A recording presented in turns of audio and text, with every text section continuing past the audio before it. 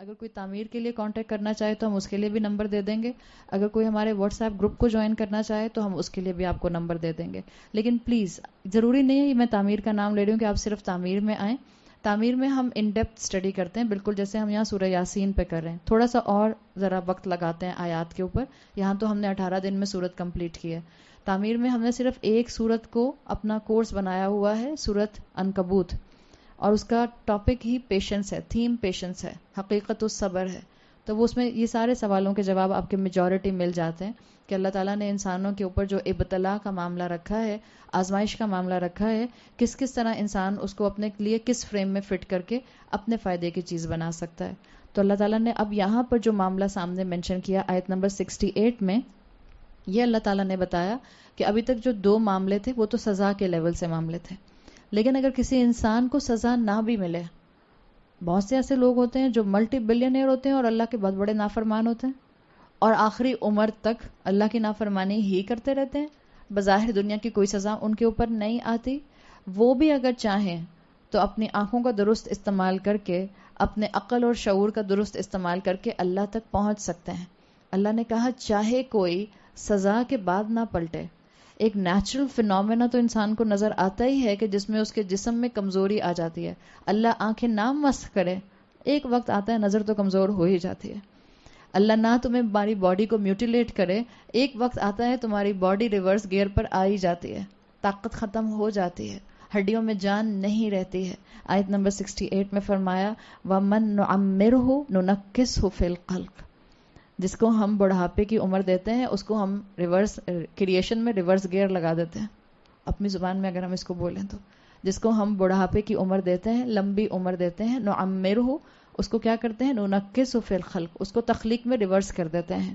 افلا یعقلون، تو بھلا تم کیا عقل سے کام نہیں لیتے؟ آنکھیں مٹانے کی بات کی، جسم بگاڑنے کی بات کی، اور اب اللہ نے کہا کہ جسم بیماری سے نہ بھی بگڑے، خلقت بڑھاپے سے تو بگڑ ہی جاتی ہے. بڑھاپا دیکھ کے تو کچھ یاد آنا ہی چاہیے. اگر نوجوانی میں اللہ یاد نہیں آیا، اگر جوانی میں اللہ یاد نہیں آیا، اگر ایڈلٹ ہوڈ میں اللہ یاد نہیں آیا، بڑھاپے میں تو اللہ یاد آنا ہی چاہیے ہر انسان کو. امام علوسی حمزہ کے ساتھ ہے، حمزہ لام واو سین یا. امام علوسی جو ہیں وہ ایک مفسر قرآن ہیں. انہوں نے اس آیت کی تفسیر میں لکھا ہے کہ اس میں اللہ تعالیٰ نے بڑی حکمت کے ساتھ، اس لیے کہ قرآن حکیم ہے نا، والقرآن الحکیم، ہم نے آیت شروع کی تھی سورۃ یاسین کی، تو بڑی حکمت سے قرآن جو ہے ایک بچے اور بوڑھے کا کمپیریزن کرا کے سوچنے پر مجبور کرتا ہے. اس لیے کہ جب بچہ چھوٹا ہوتا ہے تو آپ نوٹ کریں، بچہ کانسٹنٹلی چھت پر دیکھتا رہتا ہے. آپ کبھی نوٹ کریں جو نیو بورن بچہ ہوتا ہے وہ چھت پر بہت دیکھتا ہے، آنکھیں پھاڑ پھاڑ کے دیکھتا رہتا ہے، اور آنکھیں بھی ایکسٹرا آرڈنری پھٹی ہوئی ہوتی ہیں. پھر ذرا چلنا شروع کرے گا تو آپ اس کو نیچے بٹھائیں گی، اس کے ایک سرٹن ایریا بنا کے تو وہ صوفے پہ دیکھے گا، کھڑا ہونے کی کوشش کرے گا، اوپر دیکھے گا. امام علوسی کہتے ہیں کہ جو بچہ ہوتا ہے اس کا مائنڈ سیٹ ہوتا ہے لوکنگ فارورڈ ٹورڈز گروتھ، تو وہ آسمان کی طرف دیکھتا رہتا ہے، اوپر کی طرف دیکھتا رہتا ہے، اوپر کی چیزوں کو دیکھتا ہے. ایز کمپیئر ٹو بوڑھا انسان جس کی کمر جھک گئی، اب اس کی نظریں کہاں ہوتی ہیں؟ کمر جھکی ہوگی تو ظاہر ہے چہرہ بھی جھکا ہوگا، اور چہرہ جھکا ہوگا تو زمین کو دیکھتا ہے. اور اللہ تعالیٰ اس بوڑھے انسان کو، اس کی نظر کو زمین کی طرف کر کے اسے کچھ یاد کرانے کی کوشش کرتے ہیں. جیسے بعض اوقات آپ اپنے بچے کو کوئی چیز بتانا چاہ رہی ہوتی ہیں، آپ بیٹھی اپنے بچے کو ہوم ورک کروا رہی ہیں، اور آپ نے اس کو ایک دن پہلے کہا تھا کہ میں تمہارا اس چیپٹر کا، اس سبجیکٹ کا ٹیسٹ لوں گی، اور آپ کچھ کہہ رہی ہیں، کچھ کہا تھا میں نے کل، شاید کچھ کہا تھا کل میں نے، شاید کہہ رہا ہے پتہ نہیں بھوک لگ رہی ہے، پتہ نہیں بھوک لگ رہی ہے. پھر آپ ایک کاپی پکڑتی ہیں، آپ کہتی ہیں یہ دیکھو، اس کاپی دکھاتی ہیں، کچھ بولتی نہیں ہے. جب آپ نے کاپی دکھائی، لیٹ سے آپ نے کل کہا تھا کہ میں میتھس کا ٹیسٹ لوں گی چیپٹر نمبر 5 کا، تو اماں کیا کرتی ہیں، اماں صرف کہتی ہیں کہ یہ دیکھو، میتھس کی کاپی آپ نے سامنے کر دی اس کو یاد کرانے کے لیے کہ دیکھو میتھس کی کاپی میں تمہیں کہا تھا کہ میں تمہارا ٹیسٹ لوں گی. اللہ تعالیٰ کچھ نہیں کرتے ہیں، صرف انسان کی کمر جھکا کے، اس کا چہرہ زمین کی طرف کر کے، اس کی نظروں کی ڈائریکشن زمین کی طرف کر دیتے ہیں. ایک وقت تھا تم آسمان کی طرف، گروتھ کی طرف دیکھتے تھے، اب تم واپس اپنے اوریجن کی طرف دیکھ رہے ہو. جہاں سے خمیر اٹھا تھا اب اسی قبر میں جانے والے ہو، اسی زمین کے پیٹ میں جانے والے ہو. تو عقل مند ہے وہ بوڑھا انسان جس کو اپنے بڑھاپے میں اللہ یاد آ جائے، عقل مند ہے. آپ صلی اللہ علیہ وسلم کی حدیث کے مفہوم کے مطابق جس انسان کو 60 سال کی زندگی دی گئی اور اس نے اس 60 سال کی زندگی میں اللہ تک پہنچنے کی کوشش نہیں کی تو اب اس کی 60 سال کی زندگی اس کے خلاف گواہی دے گی. اور 60 سال کی زندگی آج کل تو کوئی زندگی نہیں لگتی. 60 سال کا انسان، خاص طور پہ خواتین 60 سال کی ہوتی ہیں تو بھی 30 سال کی لگ رہی ہوتی ہیں، ہے نا. اللہ تعالیٰ نے حکمتوں کے خزانے اس قرآن میں رکھے ہیں. جب زمین کی طرف نظر چلی جائے تو اللہ چاہتا ہے بندے کو اپنی قبر یاد آئے، بندہ اپنی فطرت کی طرف واپس لوٹے. آپ دیکھیں بچہ رات میں سوتا نہیں ہے نا، فطرت پہ واپس لوٹنے کا مطلب کیا؟ بچہ بن جاتا ہے. بچہ رات میں بے چین رہتا ہے نا. جن ماؤں کے نیو بورن بچے ان سے پوچھیں بیچاروں سے، ساری ساری رات بھی جاگیں گی اور پھر دن میں بھی جاگیں گی. بے چین رہتا ہے نا بچہ. بڑھاپا آتا ہے تو انسان میں بے چینی آ جاتی ہے، نیند ختم ہو جاتی ہے، بار بار آنکھ کھلتی ہے، انسومیا ہو جاتا ہے، لوگوں کو نیند ہی نہیں آتی، سو ہی نہیں پاتے. اس کے اوپر پھر بوڑھا انسان کیا کرتا ہے؟ پلز لے لے کے سوتا ہے. مت لیں پلز، وضو کریں. اگر آپ کو بھی ایسی تکلیف ہو گئی ہے کہ آپ کو نیند نہیں آتی ہے تو اللہ آپ کو جگانا چاہ رہا ہے. اللہ چاہ رہا ہے آپ وضو کریں اور عبادت کے لیے کھڑے ہو جائیں یا بیٹھ جائیں یا لیٹے لیٹے اللہ کی بات کریں، اللہ سے عبادت کریں. 2 رکعت پڑھ لیجئے، قرآن پڑھ لیجئے، کوئی کتاب پڑھ لیجئے، کوئی اچھی بات سن لیجئے.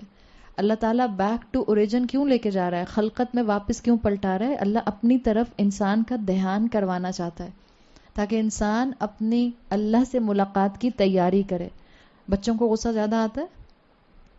جب انسان بوڑھا ہونے لگ جاتا ہے تو ان کو بہت غصہ آنے لگ جاتا ہے. آپ اور میں یہ سمجھتے ہیں ابھی میرے بچے چھوٹے ہیں اس لیے مجھے غصہ زیادہ آتا ہے. جب میرے بچے بڑے ہو جائیں گے، جب میں بھی میچور ہو جاؤں گی تو میں غصہ زیادہ نہیں کروں گی. عمر کے ساتھ یاد رکھیں جو جوانی کی عادت ہوتی ہے اگر آپ نے اس کو جوانی میں ٹیم نہیں کیا، کنٹرول نہیں کیا تو بڑھاپے میں یہ اور ورس ہو جائے گی. جس کو جوانی میں غصہ آئے گا اور اس نے اپنے غصے کو کنٹرول نہیں کیا، اس کا بڑھاپے میں غصہ بہت ہی زیادہ زہر آلود ہو جائے گا. نہ صرف وہ اپنے غصے سے اپنے آپ کو نقصان پہنچائے گا بلکہ اس کے جملے سامنے والے کے جسم پر جو ہیں وہ چھالے ڈال دیں گے. ایسے بہت سے بوڑھے ہوتے ہیں. اللہ سے دعا کریں کہ اللہ مجھے بزرگ بنا، بوڑھا نہ بنا. اللہ ہمیں بزرگی عطا کرے. جب کسی بوڑھے انسان میں بزرگی آ جاتی ہے تو ان کے اندر اپنے نفس کا کنٹرول سلامت رہتا ہے. جیسے بچے میں غصہ ہے اسی طرح سے اولڈ ایج میں بھی غصہ آ جاتا ہے. بچہ اپنے آپ کو سنبھال پاتا ہے؟ نیو بورن بچے یا 1 سال 1.5 سال کے بچے کو ذہن میں لائیں، وہ اپنے آپ کو سنبھال نہیں پاتا. اسی طرح سے جب انسان اپنی خلقت میں ریورس ہوتا ہے، بوڑھا ہوتا ہے، تو پھر اس کو بھی سنبھالنے والا کوئی چاہیے ہوتا ہے. بالکل جیسے آپ اپنے بچے کی ڈائٹ کا خیال رکھتے ہیں، بوڑھے ماں باپ کی ڈائٹ کا بھی خیال رکھنا ہوتا ہے. ان کو ایک پیٹرن پہ کھانا کھلانا ہوتا ہے ورنہ ان کو ہضم نہیں ہوتا. یہ اللہ تعالیٰ نے خلقت میں جو ریورس لگانے کی بات کی ہے اس میں بڑی حکمت ہے. جو سمجھنا چاہے وہ اس سے سمجھ سکتا ہے. چھوٹے بچے کے لیے آپ کار سیٹ استعمال کرتے ہیں، بوڑھا انسان ویل چیئر استعمال کرتا ہے. چھوٹے بچے کے لیے پرام چلتی ہے نا ساتھ ساتھ. آپ مال میں جا رہی ہیں، پرام چل رہی ہے بچے کے ساتھ ساتھ، اسٹالر چل رہا ہے. بڑھاپا آئے گا، یہی اسٹالر جس میں بیٹھتی تھی اللہ نہ کرے پھر ہمیں ویل چیئرز پر بیٹھنا پڑتا ہے. اللہ خلقت بدل دیتا ہے اور اللہ یہ خلقت بھی بدلتا ہے تاکہ اللہ کی ملاقات کا وقت انسان کو یاد آ جائے. تو اللہ نے کہا ومن نعمرہ ننکسہ فی الخلق. جس کو ہم بڑی عمر دیتے ہیں اس کو ہم تخلیق میں ریورس کرنا شروع کر دیتے ہیں.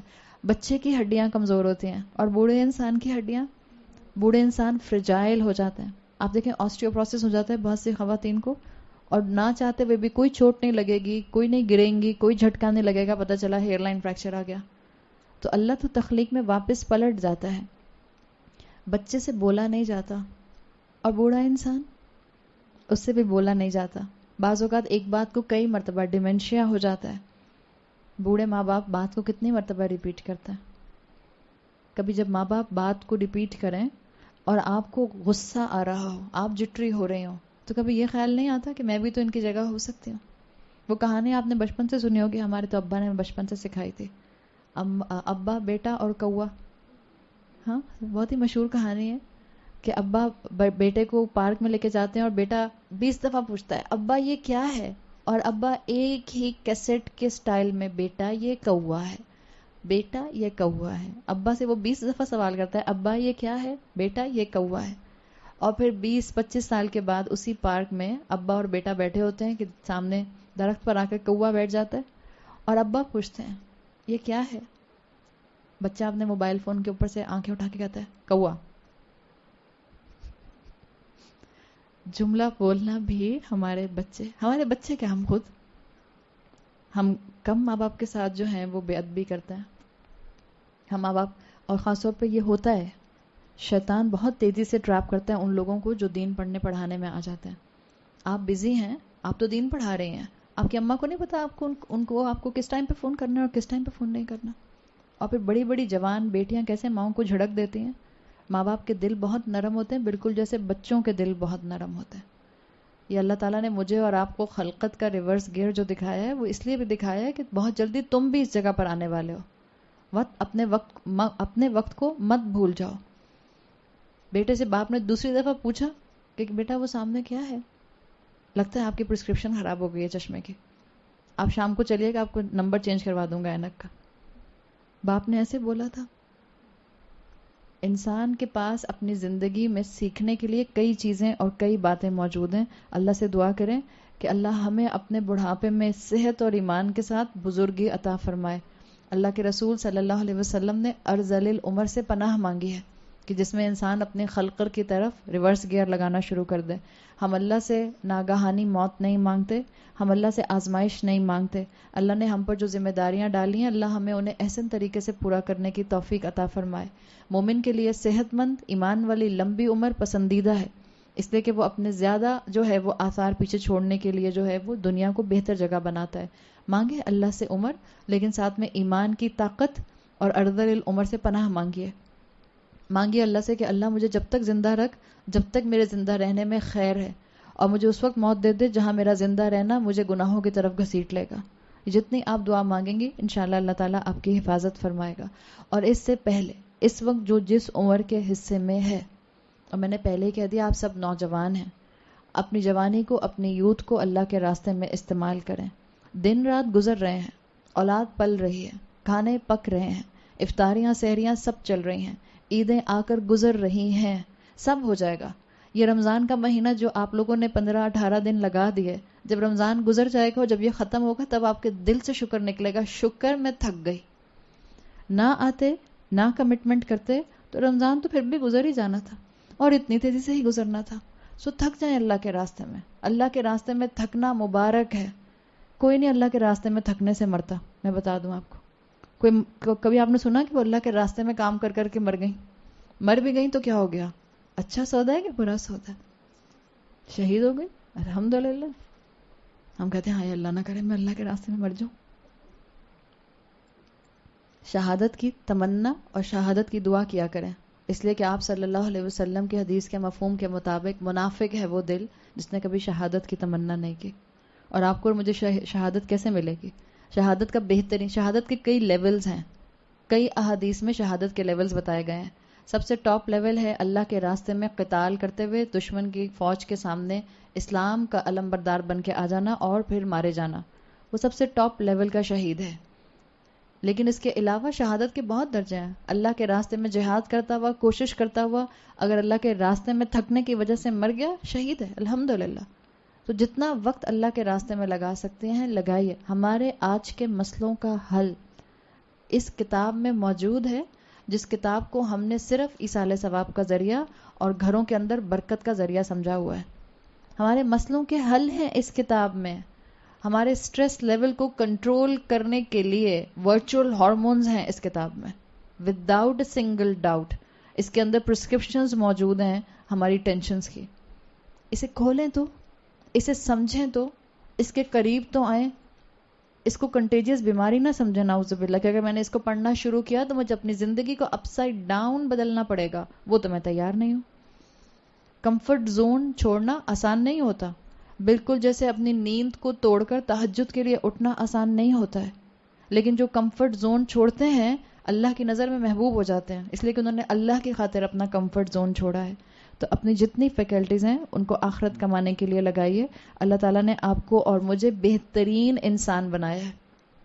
اشرف المخلوقات مسلمان گھرانے میں پیدا کیا، اسلام کی نعمت دی، اور اللہ کی رحمت کے آپ کو اور مجھے قرآن کے سامنے لا کر بٹھا دیا.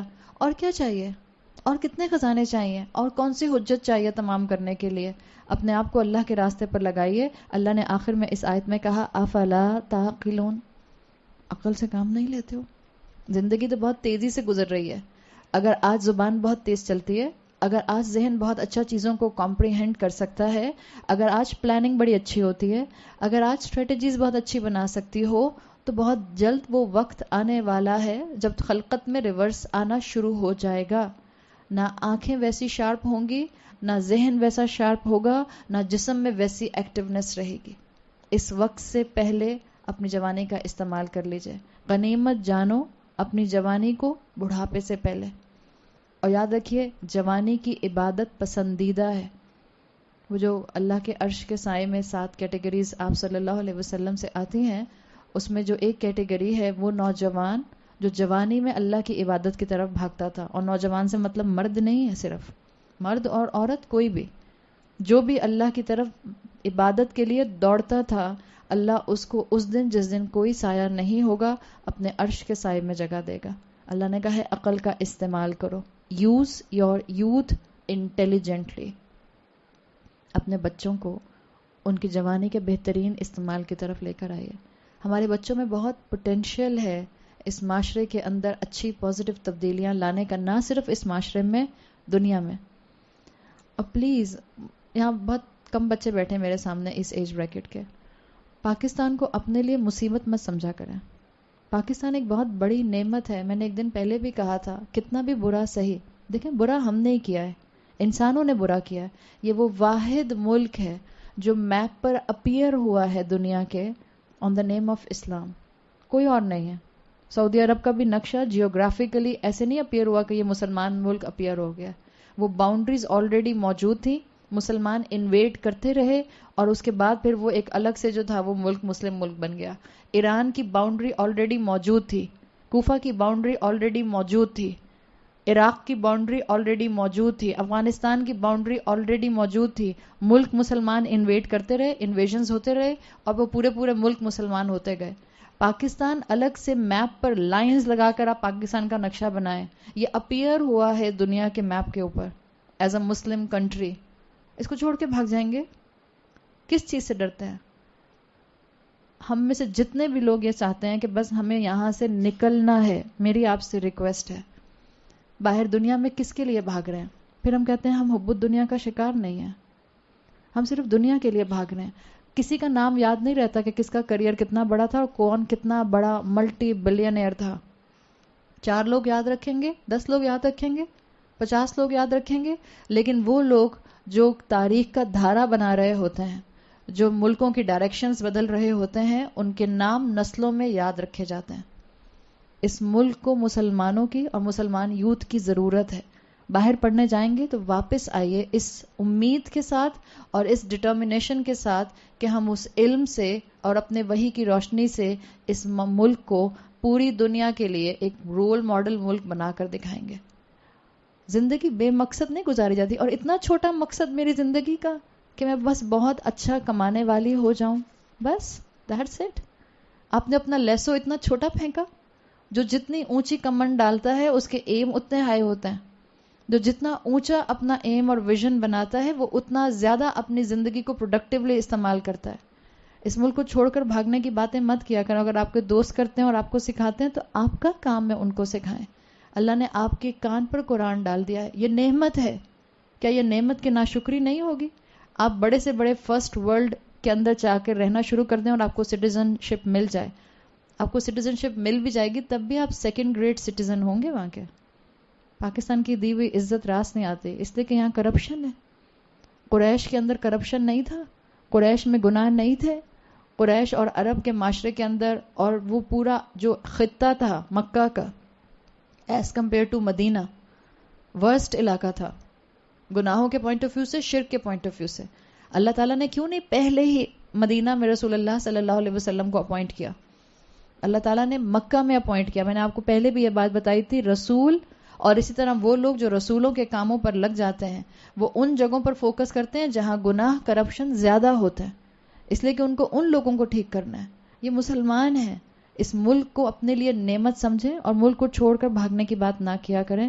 اللہ تعالیٰ آپ کے ذریعے اس امت کو دوبارہ کھڑا کرنے میں اپنا حصہ ڈلوائے. مانگا کریں اللہ سے کہ اللہ مجھے اسلام کا فلیگ بیئرر بنائے، اللہ مجھے اس ملک کو کھڑا کرنے میں اپنا حصہ ڈالنے والا بنائے. بارش کا پہلا قطرہ کوئی تو بنے گا. کوئی تو کرپشن کے خلاف آواز اٹھائے گا, کوئی تو بن کر دکھائے گا اصل میں سی ایس ایس کرنے کے بعد ایک اچھا گورنمنٹ آفیسر کیسا ہوتا ہے, جو رشوت نہیں کھاتا ہے, جو سود کی طرف ہاتھ نہیں بڑھاتا ہے. کون ایسا اچھا پولیس والا ہوگا جو پولیس والوں کی ریپوٹیشن اور ان کے ڈپارٹمنٹ کو اچھا کر دے گا؟ کون ایسا اچھا پالیٹیشین ہوگا؟ کہاں سے آئیں گے پالیٹیشینز؟ آپ کے اور میرے بچے ہی ہوں گے. ہم کہتے ہیں لو پاکستان کی سیاست اس قابل نہیں ہے. جب آپ نے کسی چیز کو درست کرنا ہوتا ہے تو آپ کو اس غلط چیز کے اندر صحیح چیز کی انٹینسٹی کو بڑھانا ہوتا ہے. آپ کا بچہ, آپ کا بچہ, آپ کا بچہ, آپ کا بچہ, یہ سب اگر ایک پیس پر ہوں گے اور آہستہ آہستہ یہ فلو بڑھتا رہے گا تو انشاءاللہ اللہ اس ملک کو اٹھائے گا. اور یاد رکھیے, اللہ کے رسول صلی اللہ علیہ وسلم کی پروفیسیز اٹھا کر پڑھیے. اس خطے میں اللہ نے کوئی بڑا کام لینا ہے. احادیث موجود ہیں جو ہنٹ ملتی ہے, مفسرین اور اسکالرز بتاتے ہیں, محدثین بتاتے ہیں, اس پورے ایریا کے اندر جو سب کانٹیننٹ پلس ایشیا کا ایریا بنتا ہے, پاکستان انکلوڈڈ ان اٹ, اللہ یہاں سے دین کا کوئی بڑا کام لے گا. چھوڑ کر بھاگ جائیں گے؟ اپنا حصہ نہیں ڈلوائیں گے؟ ہمت کیجئے, اللہ تعالیٰ آپ کے ساتھ ہے. آگے سورت کا آخری حصہ شروع ہو رہا ہے آیت نمبر 69 سے. اب آیت نمبر 69 سے آیت نمبر 83 تک, میرا خیال ہے آپ کے بکلیٹس میں آیت نمبر 68 غلط لکھا ہوا ہے. شروع میں جہاں انڈیکس ہے اس کو ٹھیک کر لیجئے گا. 69 ہے, 68 6 پارٹ کا حصہ ہے. اب آیت نمبر 69 میں آپ کو پوری سورت کا ایک طرح سے دوبارہ سے ریویو ملے گا. مختلف آیات, سورت یاسین کی مختلف آیات کا ریویو سامنے لے کر آ رہی ہیں. ایک کمپلیٹ, جس کو آپ کہتے ہیں نا کلوجر ہو رہا ہے سورت کا, تاکہ اپنے ایمان کو ٹھیک کر لو, رسول کے مقام کو سمجھ جاؤ, قرآن کے مقام کو سمجھ جاؤ, اور اپنے لیے اسٹریٹجی لے لو کہ تم نے زندگی گزارنی کیسے ہے. جو اب تک سیکھا ہے اس کا ریویو کر لو. ایک اچھے لیسن کا طریقہ یہی ہوتا ہے, ایک اچھا ٹیچر وہی ہوتا ہے جس کو آپ دیکھتے ہیں اسکول کالجز میں, جو اپنے پوائنٹس کو ڈسکرائب کرنے کے بعد آخر میں اس کی سمری ڈسکرائب کر دیتا ہے. سو یہ آپ کو آیت نمبر 69 سے 83 تک اب آپ کو سورت یاسین کی سمری ملے گی. اب مجھے امید ہے کہ سورت یاسین یہاں سے مکمل کرنے کے بعد جو آپ کا سورت یاسین کے بارے میں پہلا کانسیپٹ تھا وہ بالکل بدل گیا ہوگا. سورت یاسین زندوں کے لیے ہے, زندہ لوگوں کے پڑھنے کے لیے ہے, سبق لینے کے لیے ہے, کانسٹنٹلی اپنی عقل کو اس کے ساتھ اٹیچ کر کے ہدایت کے راستے پر آنے کے لیے ہے. یہ مردوں پر پڑھنے کے لیے نہیں ہے. آیت نمبر 69, وما علمناہ الشعر وما ينبغي له ان هو الا ذکر وقرآن مبین. وما علمناہ الشعر, ہم نے اس کو شعر نہیں سکھایا. قرآن کی حکمتوں میں سے آپ کو ایک حکمت یہاں مل رہی ہے. بہت بڑا ایک ایلیگیشن جو رسول اللہ صلی اللہ علیہ وسلم پر قریش لگایا کرتے تھے کہ یہ جو آپ صلی اللہ علیہ وسلم کلام بولتے ہیں یہ شاعری ہے.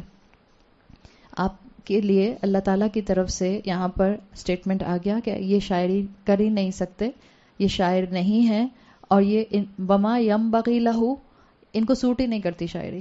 ینبغی ہم نے پیچھے پڑھا تھا, کہاں آیا تھا؟ سورج کے قصے میں سورج اور چاند کا کمپیریزن دیکھا تھا کہ سورج جو ہے اس کو سوٹ نہیں کرتا کہ وہ چاند کو جا کر پکڑ لے. اور یہی لفظ وہاں میں نے آپ سے کہا تھا کہ اسی ایک لفظ کو جو سورج کے لیے یم بغی آیا ہے, یہی لفظ رسول اللہ صلی اللہ علیہ وسلم کے لیے سورت میں استعمال ہوا ہے. اس لیے مفسرین نے, اور بہت سے مفسرین نے, سورت یاسین میں سورج اور چاند کے کمپیریزن میں سورج رسول اللہ صلی اللہ علیہ وسلم کو اور چاند صحابہ کرام رضی اللہ عنہم اجمعین کو ڈسکرائب کیا ہے. وہی لفظ جو سورج کے لیے آیا تھا وہ یہاں رسول اللہ صلی اللہ علیہ وسلم کے لیے آیا ہے کہ آپ صلی اللہ علیہ وسلم کو شاعری سوٹ ہی نہیں کرتی. وما ینبغی لہ, آپ پر یہ اپروپریٹ ہی نہیں ہے. ان ہوا الا ذکر, یہ کچھ بھی نہیں ہے مگر ایک ذکر, و قرآن مبین, اور ایک روشن قرآن. مبین کے لیے میں نے آپ کو پچھلی کلاسز میں واضح کیا تھا, بلاغ ہوتا ہے وہ نصیحت جو آپ کے دل کو ٹچ کرے, اور مبین کون سی نصیحت؟ جو آپ اتنی کلیئرٹی رکھے کہ آپ کی عقل کو ٹریگر کر دے. مبین کا ایک اور مفہوم بھی عربی زبان میں کیا جاتا ہے. مبین کہتے ہیں, آپ اردو میں ٹرانسلیشن کرتے ہیں مبین کا, کیا کرتی ہیں؟ روشن, روشن کرتے ہیں نا, مبین واضح یا روشن. مبین کہتے ہیں ایسی چیز جو خود بھی روشن ہو اور آس پاس کو بھی روشنی دے دے, جس کو عربی زبان عربی گرامر پڑھنے والے لازم اور متعدی کہتے ہیں. جو خود بھی روشن ہے اور سراؤنڈنگ کو بھی روشن کرتی ہے. جیسے بلب, بلب کیا کرتا ہے؟ بلب کو آپ دیکھیں, بلب خود بھی روشن ہو جاتا ہے پورا جب آپ اس کو آن کرتے ہیں, اور سراؤنڈنگ کو بھی وہ پورا جو ہے وہ روشن کر دیتا ہے. تو مبین ایسی چیز کو کہتے ہیں جو خود واضح ہو. قرآن کا ہر حکم واضح ہے. اور دوسرا مفہوم کیا ہے؟ قرآن معاشرے میں فرقان دے دیتا ہے، فرقان کی لائٹ دے دیتا ہے، صحیح اور غلط کی تمیز دے دیتا ہے، رائٹ اور رانگ میں ڈفرینسیشن کرنا سکھا دیتا ہے، چیزوں کی حقیقت واضح کر دیتا ہے. اب آپ کو اس آیت کے اندر قرآن کا اور رسول اللہ صلی اللہ علیہ وسلم کے مقام کا ریویو ملے گا، بالکل جیسے آپ نے سورت کے پہلے حصے میں ریویو دیکھا تھا کہ اللہ کے رسول مرسلین میں سے ہیں اور قرآن حکمت والا ہے. تو یہاں پر بتا دیا کہ رسول اللہ صلی اللہ علیہ وسلم جو ہیں وہ شاعر نہیں ہیں، یعنی یہ قرآن شاعری نہیں ہے. دونوں اینگل سے بات آ گئی.